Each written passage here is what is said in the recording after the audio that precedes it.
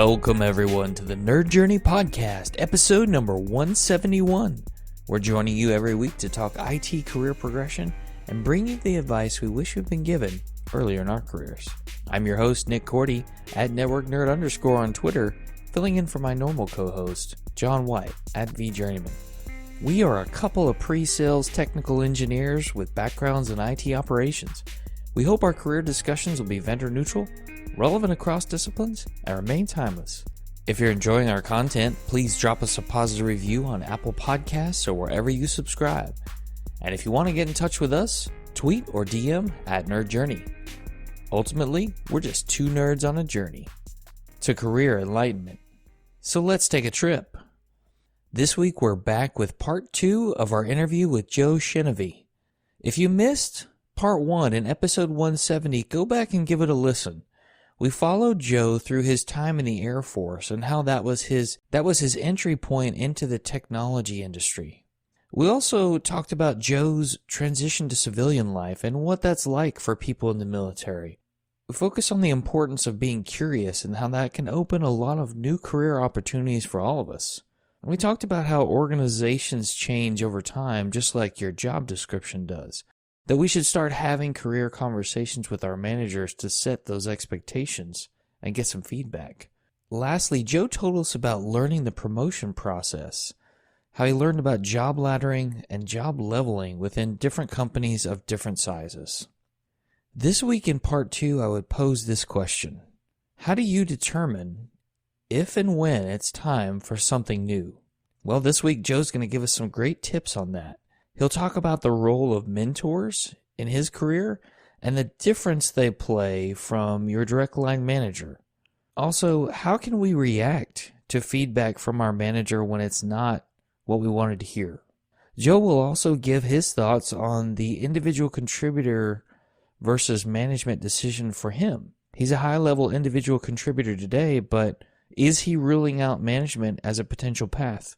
Joe will also share a little bit about the career path or experience he had in program and project management, because that's a viable option for many of us. And Joe will share his thoughts on the principal title and what it really takes to get to that high level of an individual contributor. Let's get started. Here we go with part 2 and the conclusion of our interview with Joe Chenevey.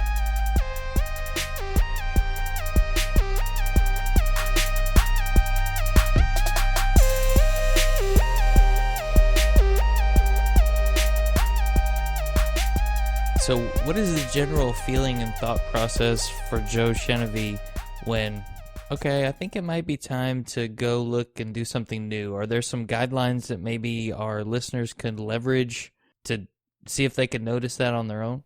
Yeah, absolutely. And I think it comes down to really sitting back and having a perspective on your level of happiness. I think happiness drives a lot of the decision making that we do. And whether we're mentally curious, whether we're emotionally fulfilled, goes a lot towards how we view our roles and functions within our professional careers. And as much as we want to establish lines between work and personal life, I don't think people appreciate how fundamentally our professional careers act in terms of emotional fulfillment.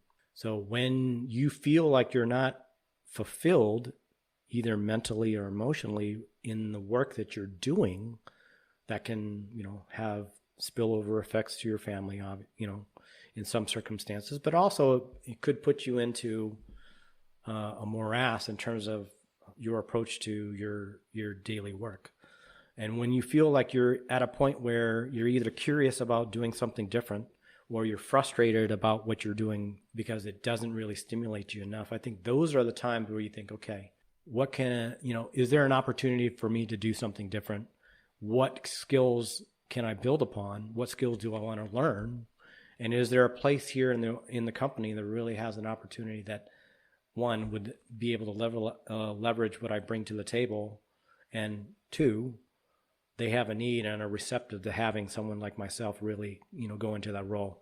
Because it can be a difficult conversation if we're not prepared to have it, where you jump into a role that is entirely different from the role that you're in today. And it does come down to, in my experience, really building those relationships.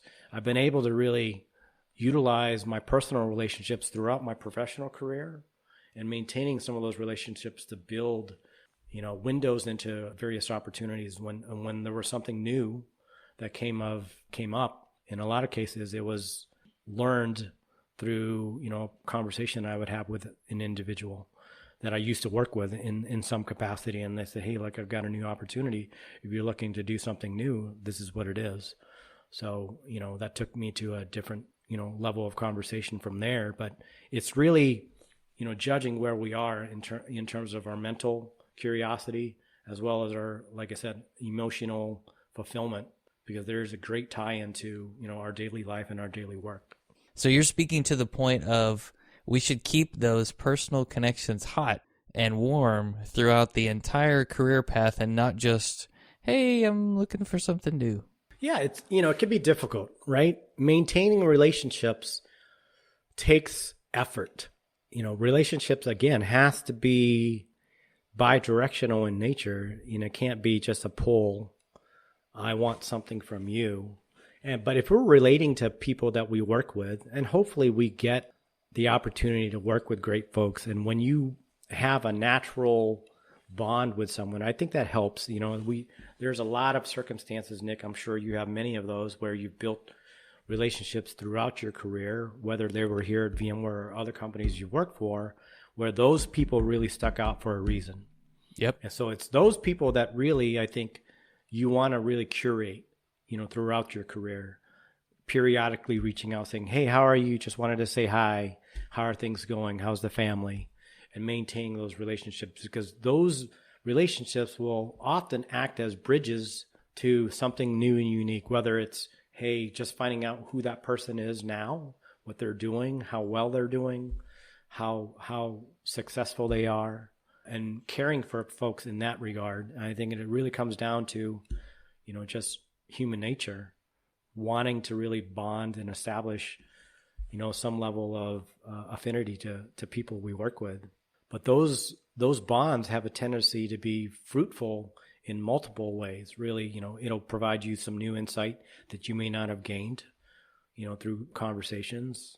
When you're ready to do something different, I have often had mentors that I've bounced, my ideas and frustrations and anxieties off of, who've been great sounding boards for me in terms of how I evaluate my own personal situations in terms of my professional world.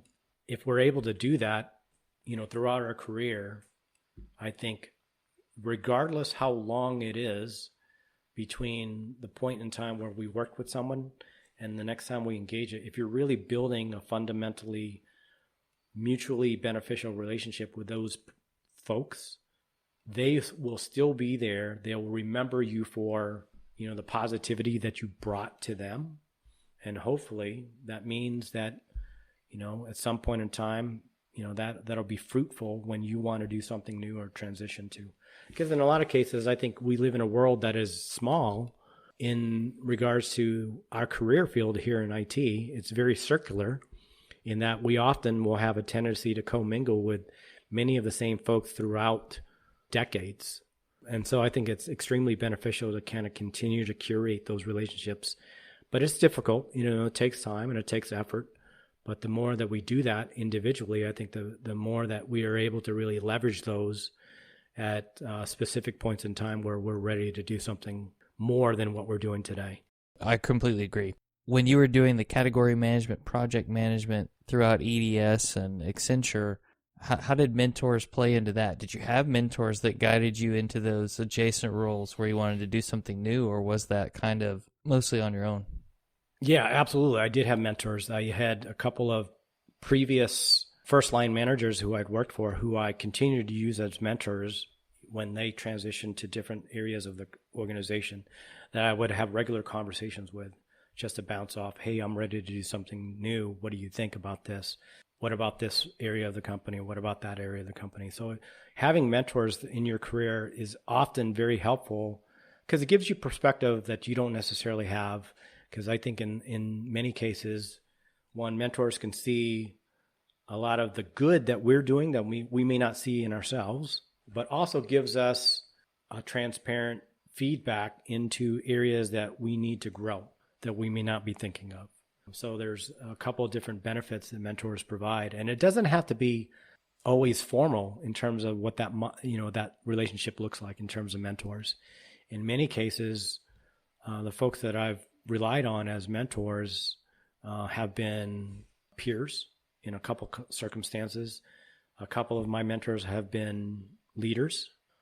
So it depends on really your focus as an individual. I think we could be mentored or coached in areas with people that are doing things that we're interested in doing as well. So there's that type of coaching that we can get.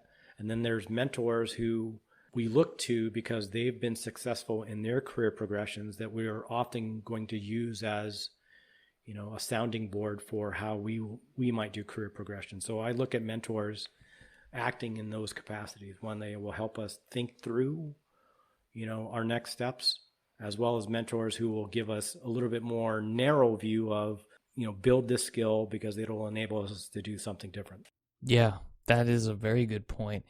And I think that probably the mentors can help us with what we were talking about before, those career conversations with your manager, how to ask for what's next and what you want to do.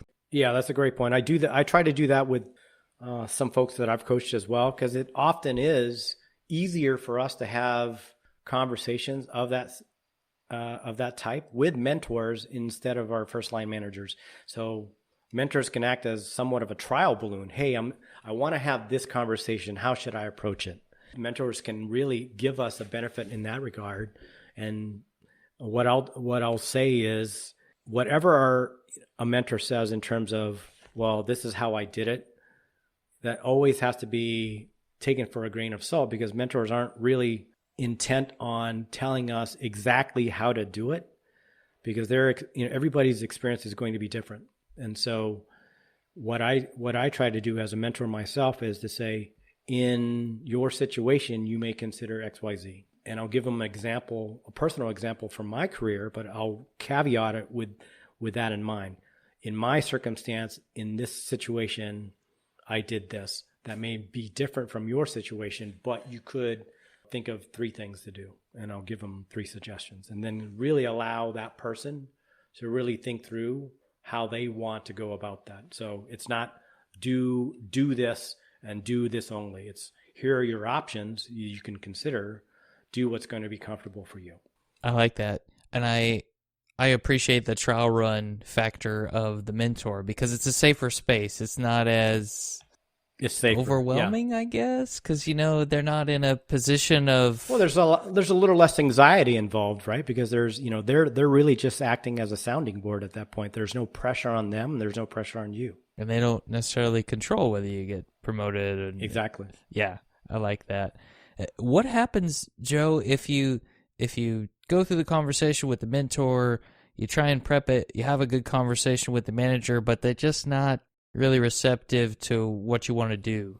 I think that largely depends on, one, how satisfied are we in what we're doing today? And I think we have to take in mind the person that we're talking to, that manager, is a human being as well. They have a lot of things going on.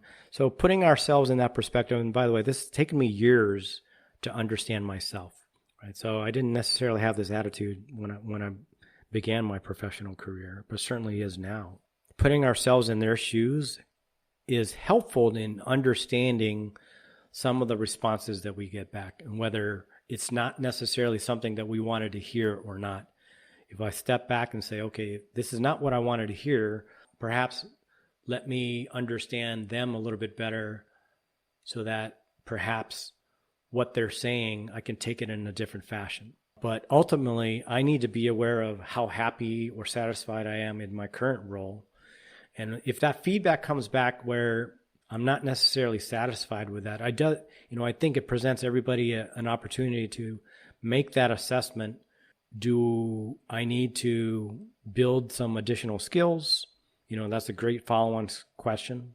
If the opportunity doesn't present itself now, when do we anticipate that coming up? You can always follow through with another question like that, or potentially pause that conversation, have that assessment, have a conversation with a coach or a mentor, reflect on what that means. And perhaps that answer is fundamentally, if the opportunity isn't there in your current team or your current role, maybe perhaps now is the time then to look at a possible transition. I think it really depends on, again, that acuity that you have to have in terms of your mental satisfaction with what you're doing and your emotional fulfillment with what you're doing as well. I would 100% agree with that. And it's actually a good opportunity to ask for what the gaps are, because you may not necessarily see them, and maybe the mentor didn't pick up on them either because the boss is looking for something specific. Right. And, mentors don't, in many circumstances, I try to use mentors who aren't necessarily in my organization. Mm-hmm.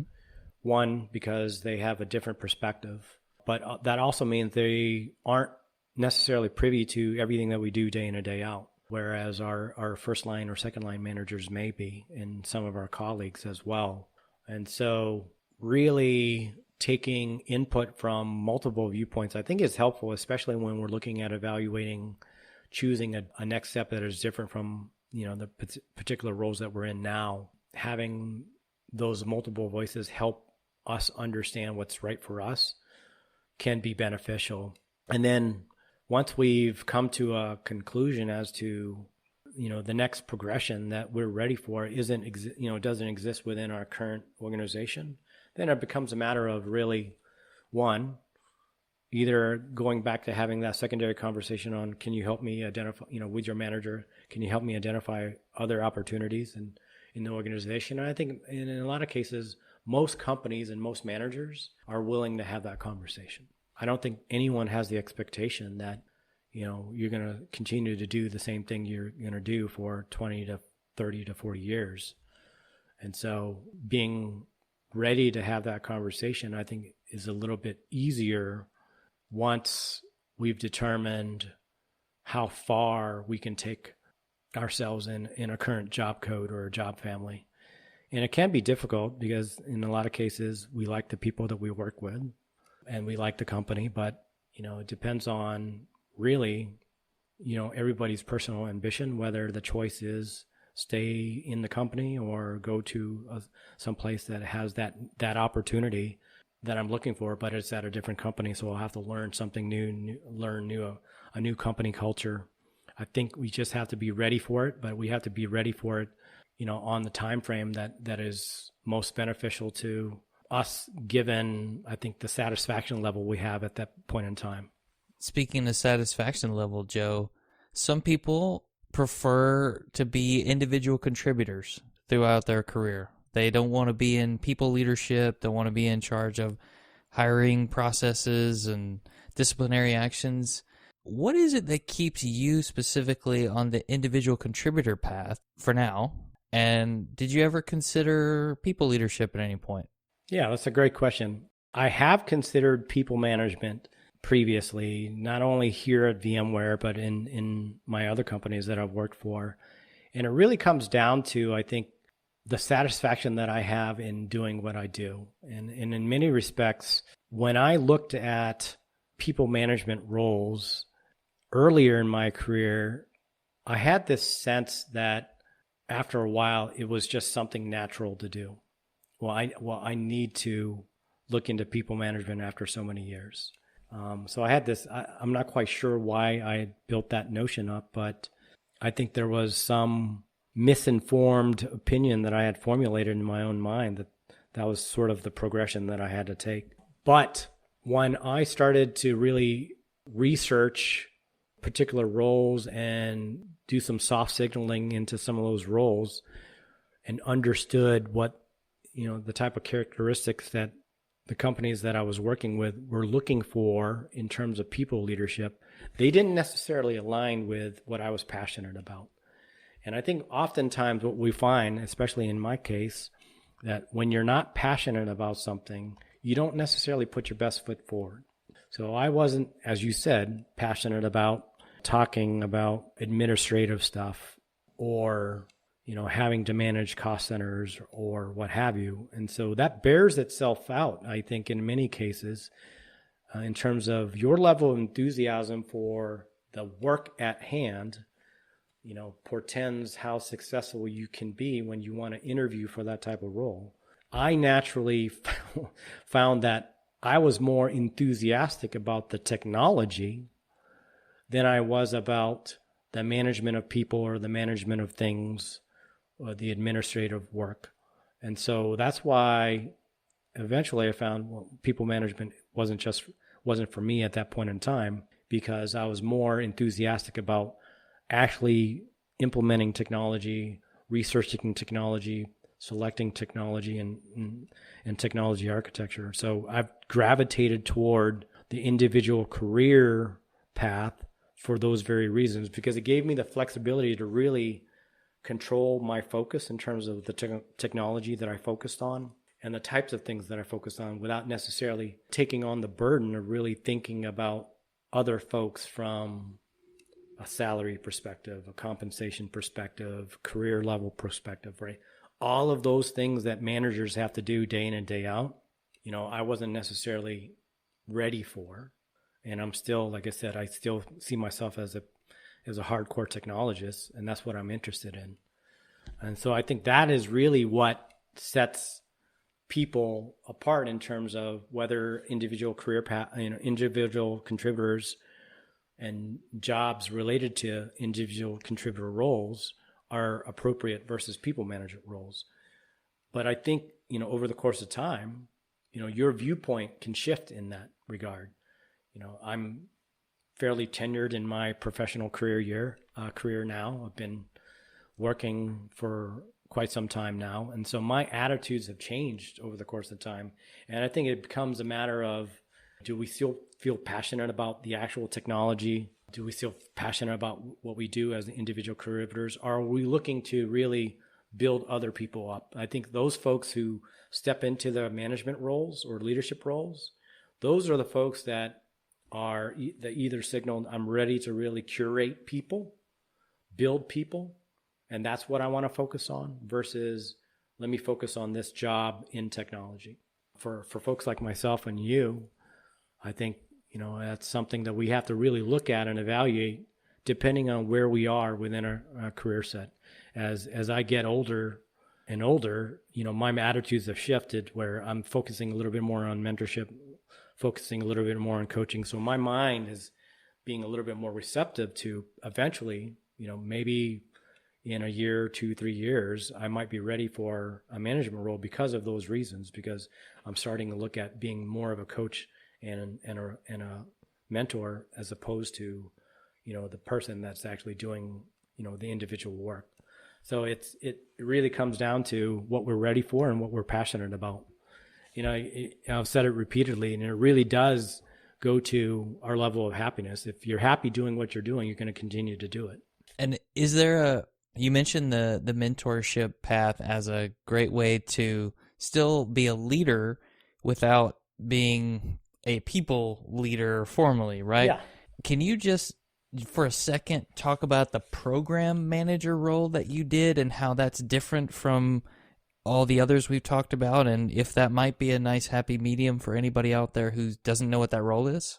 Yeah, program and project management, I think, is a professional career field in and of itself, and it largely deals with managing an organization, including resource and assets, in order to accomplish building something, right? So program managers and project managers are really facilitating schedules, resources, assets, and management in order to create some sort of deliverable, whatever that deliverable. It could be a building, it could be a construction project, like I said, it could be an IT project.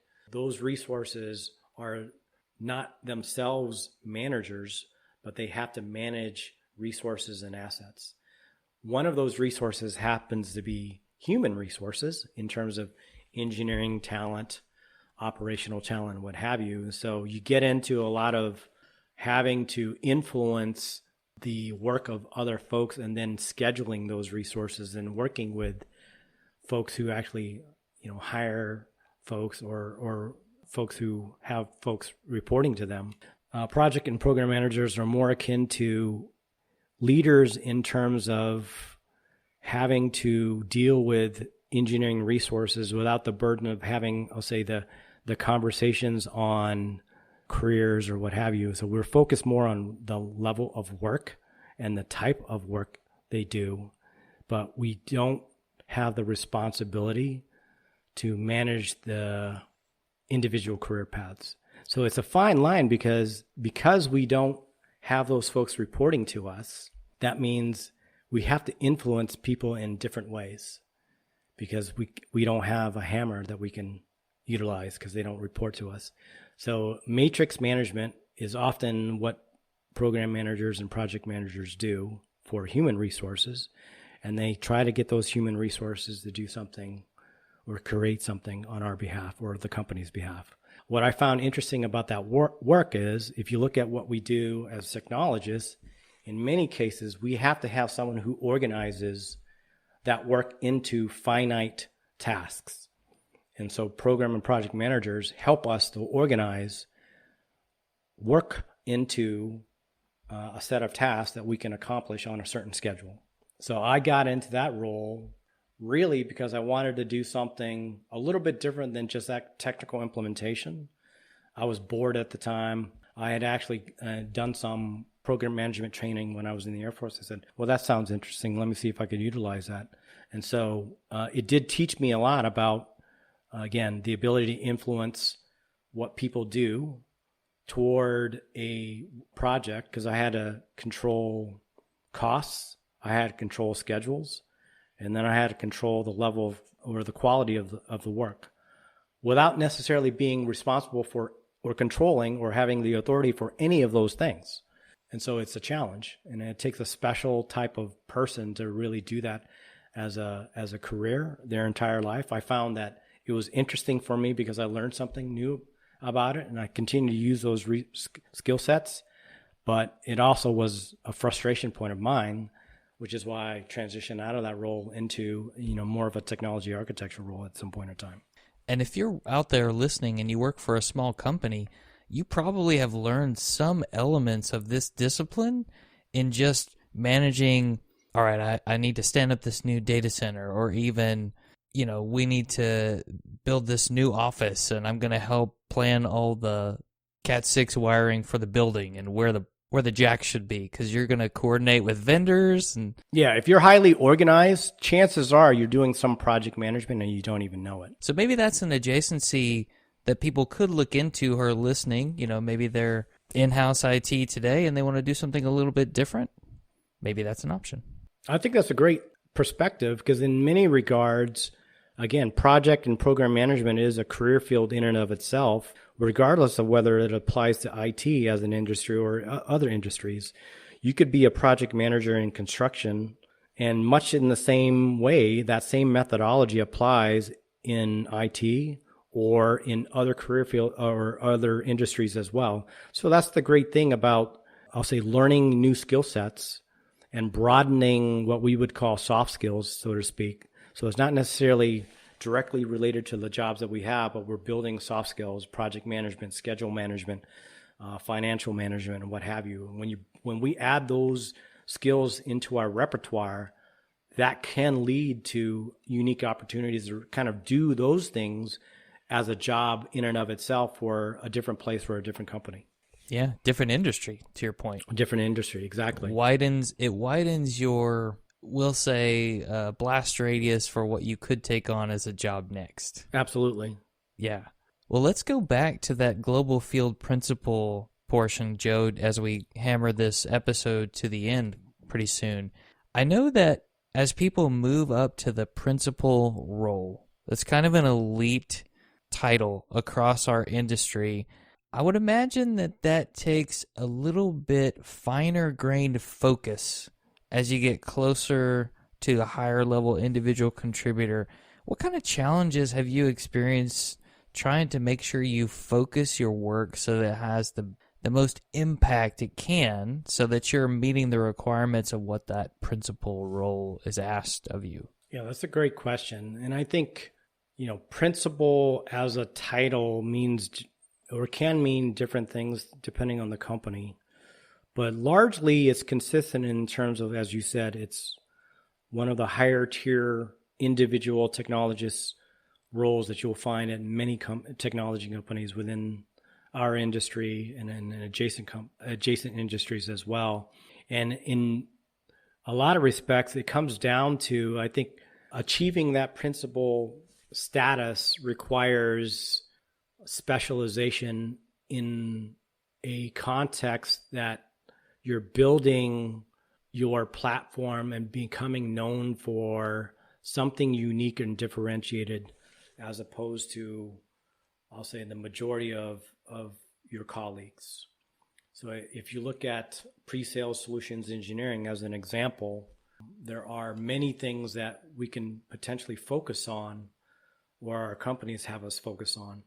But if we want to really go up to the principal level, it becomes a matter of differentiating ourselves to the point of becoming known for certain technical skill set or a body of work. So I started to really build a specialization when I joined the Dell Synergy part of our organization, and focusing on our joint technical solution set that we had with Dell and becoming an expert into that joint solution set. And I started really building relationships within the office of the CTO through my membership as a CTO ambassador at the time, and really focusing very heavily on kind of like the joint capabilities and joint solution set.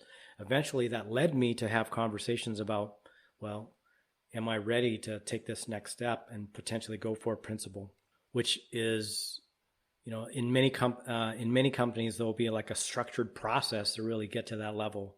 One, as I said before, it took me to really signal that I was ready to get into that, find a coach who can help me really think through what I needed to do and think through the necessary steps to really kind of prepare myself to get into that process. But it comes down to, I think, for folks like ourselves, graduating from really a generalist perspective to becoming a specialist in some fashion. Because I think it takes, I'll say, a finite focus to really build your name to the point in time where you're going to be known and mentioned by other folks for a very specific reason. So I have a tendency to get brought in for conversations to really talk through what that joint solution set is, as I said. But if you look at all of the principles that we have in our company, certainly they're known for very specific things. They built their name really on a certain specialization, or graduating to kind of like the highest level of technical skill set in that given field. And I think it's in many respects, depending, no matter what company you're in, it really is that principal title is specific to a very differentiated skill set for that unique area that the company is focused on. And so the company, our company, certainly VMware, looks at, really having folks prepare for that in a certain fashion. But it comes down to, one, technical depth, but also building, I'll say, a broad swath of soft skills as well. And then really working through the challenge of, I don't want to say defending what that body of work is, but it's almost like describing to somebody else why it is that you've attained that level, and why do you deserve that distinction. It took me quite a while to understand what that process was, but I had to be curious about that first. But, really it starts with defining, a specialization, and then working through where everybody recognizes you for that very reason. And it sounds like there's not really a way to not do more work as you progress to this level, right? Yeah. And the way that I'll describe it is, it comes down to time management. When there's something that you want to do, you'll find time to do it. And in many cases, when I chose to, go down the principal path, I had to make a choice of where to find that time. In some capacity, that time was afforded to me as a part of my day-to-day role, because I tried to align preparation for principal or the function of a principal as a part of my day job. So as much as possible, if you can do that, is beneficial for you, because the greater the alignment to what you do in your day job, the easier it is for you to really make that progression. But you will have a tendency to find you will need more time than what those 8 hours a day that you have, or 40 hours a day. And so I found time elsewhere in my week.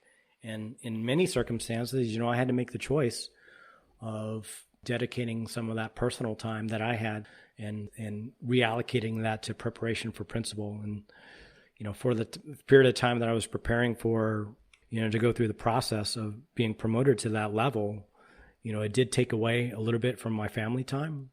And so, I think folks who are looking at career progression, especially, in terms of that promotion phase, that does take extra effort. That's not something that, you're going to spend 8 hours a day doing, just focused on being promoted or up leveling yourself. You really have to carve that time out, and then balancing that with, the needs that you have personally in terms of fulfillment, the needs that your family has for you. If you're if you're married and have kids and what have you. So it's a unique challenge. And I think the one thing that I'd convey to everybody is be prepared to find time outside of your day job to really make that progression happen. I like your point about trying to align the things you do during the day to building that specialty, or let's just say hitting the goals and objectives to reach the level you want, because that's good advice, as you said, even if you're trying to get promoted to the next level. If your company has objective measurements for what good looks like at the level you want to be, aligning some of the things you do as much as possible during the day to hit those goals. And then, as you said, as you move up the ladder in any job, you're probably going to have to spend more time, work a little bit more on filling the gaps and getting there. So you have to weigh what is most important, and is it okay to flex for a little while, and then, okay, maybe we'll, I'm going to take some time off. Yeah. I had some early conversations with my management chain about my participation in the Global Field Program.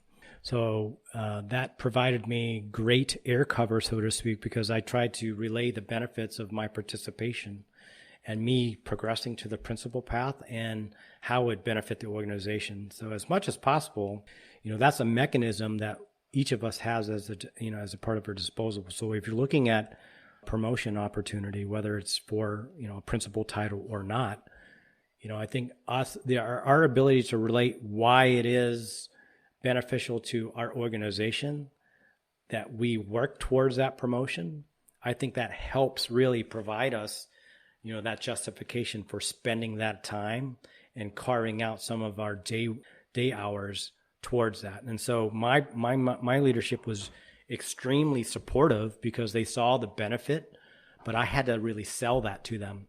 Like, here's what I would be able to do as a principal. Here's the visibility that I'll be able to bring to the organization. Here's the information that I'll be able to convey. When I relate it to my leadership chain in that context, I think it made sense for them when I told them, this is going to require a little bit more of my time than I would typically focus on if I wasn't participating in this program. And they said, we believe it's going to be great for us. So, as much time as you need, we'll give it to you. That's awesome. It's great to have management support to go after the things that you want. And I think I heard you say earlier that no matter where we are and what we do, it's good to develop a little more depth in a specific area or two and be known for that, because it can really stand out from others, even if we stay on kind of a generalist path, right? Because even within the Dell Synergies team, right, you're still a bit of a generalist across a bunch of different things, right? Yeah, there's, that solution set is broad. Exactly. So if we, you're exactly right. We have to be known and distinguished for an experience set, regardless of whether we call ourselves a generalist or a specialist. So it really becomes a focus of can I, Joe Chenevey, be called upon to speak on behalf of the company for XYZ? And so what I try to do is put myself in the position of, if anybody needs to know or about strategy in this area, that's what I'm going to bring. And so I built kind of my repertoire towards that. And so every effort that I put forward was really to build myself to the level where if the office of the CTO or someone in the field needed a resource to speak to that subject, they would automatically associate it with my name. So that takes a lot of work and time, because really to build that level of visibility means really getting in front of people so that they're associating that subject or that topic and you together. So, hey, if I need somebody who is the master of this topic, it's going to be Joe Chenevey. And that's something that, if you look at career progression, that's how you get promoted. That's how you get certain titles. That's how you get new opportunities to do something different. But they say, well, he's great at that one thing. Potentially he could be great at another thing when I'm ready to signal that. Yeah, and you're exhibiting technical leadership in a non-management or non-people leadership role, and building up others. You're correct, and I think the higher you go into your career, including a career ladder, I think there is a lot of focus at those higher levels of distinction on up-leveling other folks. And I think that is important to also bake into your consideration when you're looking at what you want to do and whether you want to step into a principal role, is whether you're ready to really give yours time to really up-level other folks as a part of your work, because I think it is part and parcel to that. I don't think I certainly would have progressed as far as I have without the ability to have really gotten coaches who were principals before I even really thought about that. That natural curiosity, gave me the ability to have those conversations, but it took me to really do all the work. But those folks are really the ones that really showed me the way, so to speak, in terms of, hey, here's the things that I do. If you want to do them, you might want to consider, up-leveling yourself here, getting to know the business groups here, talking to product management. So they gave me sort of a roadmap in terms of areas of improvement that I could take, and I took them. And so when I became a principal, that was still a big focus of mine, because there are other folks who would approach me and say, well, how did you do that? And so I often spend time, providing one-on-one coaching on, well, what are you interested in? Why are you interested in it? And I'm very, I'll put it back on that individual by asking questions.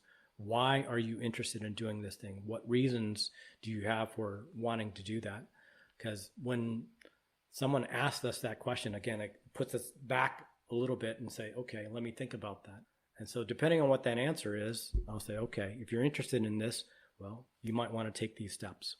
But it helps me kind of frame my perspective on telling folks not necessarily how to do it exactly how I did, but giving them a perspective on areas of improvement that they need to do, or the mindset, quite frankly, that you have to take to really take those next steps themselves. And it becomes, in a lot of circumstances, curating and fostering mindsets. You're doing that day in and day out as a principal. One, you want to really foster a progressive mindset with our customer bases, with our business groups, with product management, our colleagues, but also, like I said, in many cases, that also means fostering that mindset with folks that are a little bit more junior to us and helping them think through career progression as well. Well, it goes back to earlier when you were talking about what you did in the military and beyond. What do you do every day? Why do you like doing that? What's it like? Same kind of conversation. We've sort of come full circle. I think that's really cool. Last question for you, Joe. How do you decide what's next for Joe Chenevey? Oh, well, you ask tough questions, Nick. For me, it comes down to I have to have, I'll say, periods of time for reflection. And I think everybody should consider taking times just for personal reflection and determining, one, their mental health, emotional health, and what we feel about, our work-life balance. It's often a challenge in technology to really frame that work-life balance because as I said, I derive a lot of emotional fulfillment from what I do day in and day out, as a professional in this industry. So to me, there really is no finite delineation where it's, a 1 or a 0. It's very gray in terms of that. And so I really have to take time to really, do some personal reflection and throughout the year. And as I've done that, it's those points in time that when I'm in the mode of doing personal reflection, that allows me the perspective that I need in terms of job satisfaction. Am I happy doing what I'm doing? Do I like what I do? Am I ready for something different? Am I ready for the next step, whatever that next step is? And so it's those periods of personal reflection that allows me to really ask myself those types of questions. And once I ask myself those questions, and then my next step is, one, seek a sounding board, either through a coach of mine or a mentor, and then, signaling that to my leadership at some point in time. And that's worked well, in terms of how I've approached it here, especially here in the last 8 to 9 years at VMware. It's been an extremely gratifying ride looking at how the industry has transitioned. But, ultimately, I think us as individuals, we constantly have to look at the landscape and evaluate, where we fit within that. And so those periods of reflection allows me to do that. Excellent. Thank you so much, Joe, for spending time with us. Really appreciate it. Great advice, by the way, for everybody out there. And can people reach out to you on social if they want to follow up on anything we talked about? Yeah, absolutely. I have a Twitter handle. That's probably the only social platform that I really participate in, LinkedIn as well. So if you want to find me, I'm at Sojourner on Twitter. That's SOJOERNER on Twitter. And then on LinkedIn, it's easy enough to find me. My last name is easy to find. We'll put those links in the show notes if you want to reach out to Joe. Once again, thank you so much, Joe. Really appreciate you being on the show. Thanks for having me and allowing me this discussion on a philosophical journey that we've had.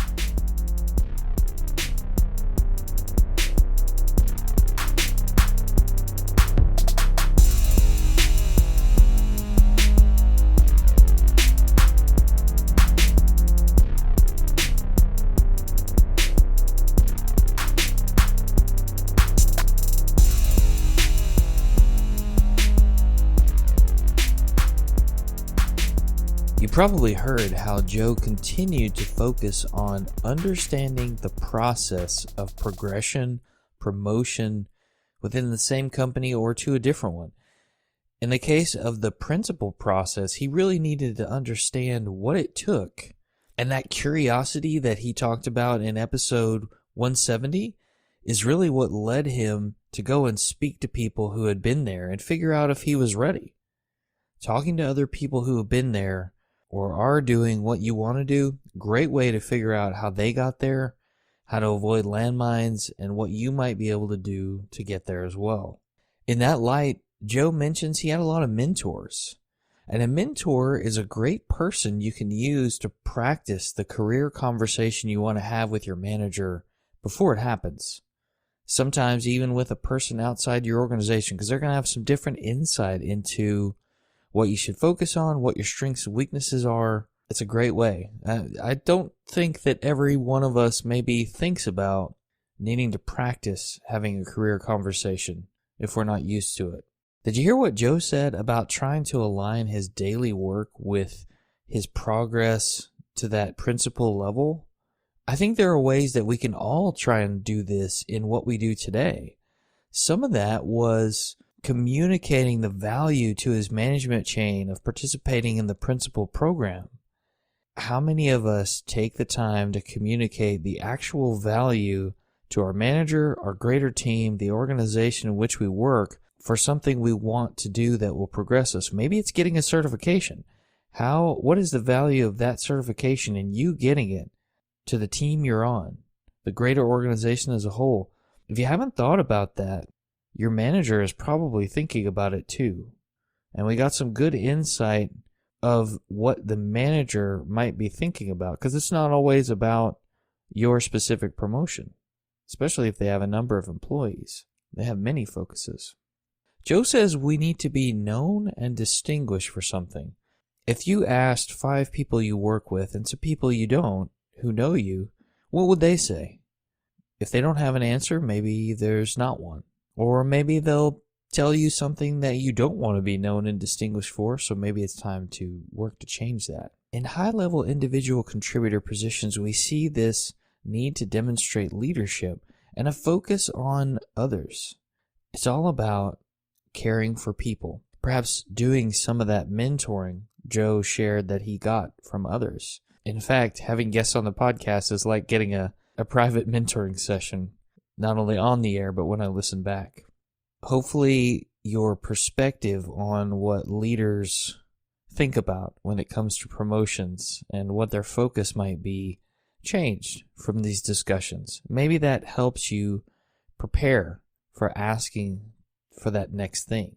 When you're talking about whether you should go after something new inside your organization or outside, are you thinking about your happiness level, how fulfilled you are in your work, but also matching your skills to what is required or needed in a new role? Maybe someone creates a new position for you or has a new position that you found out about. It's important that we take that time for reflection. Very much like Mike Wood did in episode 169, it's important to take the time. It's a muscle we need to learn how to build and strengthen from time to time so that it's not completely atrophied when we need to use it in a really bad situation. The last thing I'll say is, even though Joe has reached a top tier individual contributor spot, he's actually not ruling out potential people leadership and says that his mindset on that has changed a little bit. You can change your mind if you want to go between the two. And don't forget those lateral moves Joe had mentioned in episode 170. Just a reminder, we want people to subscribe, smash that subscribe button, and give us a positive review on Apple Podcasts or wherever you're listening. We want to know if we're being helpful and are always looking for interesting questions to ponder. We're collectively on Twitter @NerdJourney. Farewell, listeners. Tune in next time as the journey continues. I'm Nick Cordy @NetworkNerd_, flying solo for now. From my buddy John White @VJourneyman, signing off.